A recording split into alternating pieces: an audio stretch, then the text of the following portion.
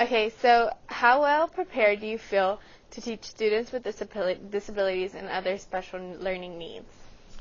I feel pretty prepared after 14 years of teaching. I've seen students in all different ranges, from the average general ed student to special needs students.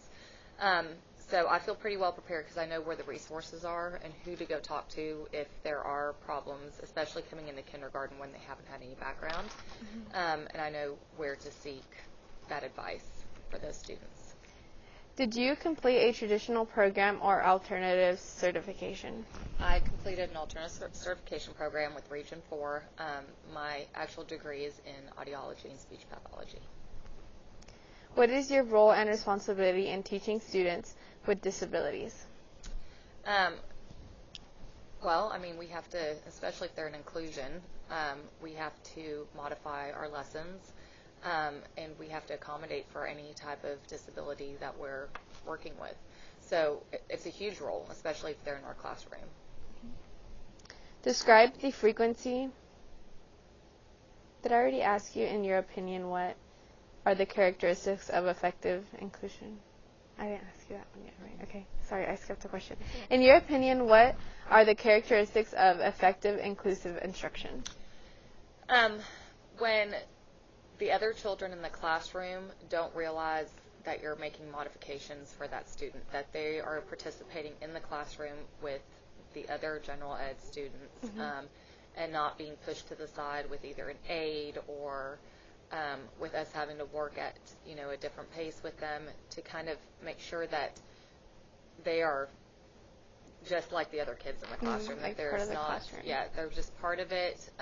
Our modifications are to where they're getting what they need, but they're not being excluded by the classroom population. Describe the frequency and methods of collaboration between you, the special education, you and the special education teachers working with your students with disabilities. Our relationship?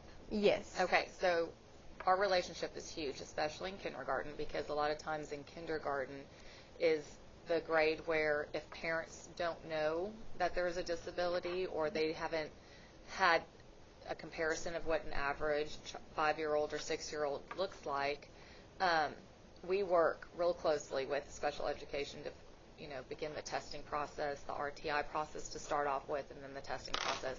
And they are in your classroom. They're helping you with ideas, if it's pictures, to help the kids rotate transition time, schedules that are printed out, better seating, all those things. They're there for the classroom teacher to make sure that those students are taken care of. Sorry. In what ways are you providing effective instruction for students with disabilities? This year so far, I have not had any special education students, but in the past few years, I have had some that were in the process of being tested.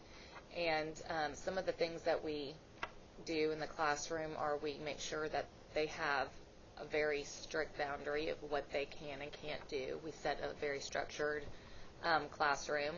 We have visual schedules. When we transition with picture cards. We've done all kinds of different things to where the student, is very close to me at, 90% of the time if we're doing lessons or if we're walking down the hall.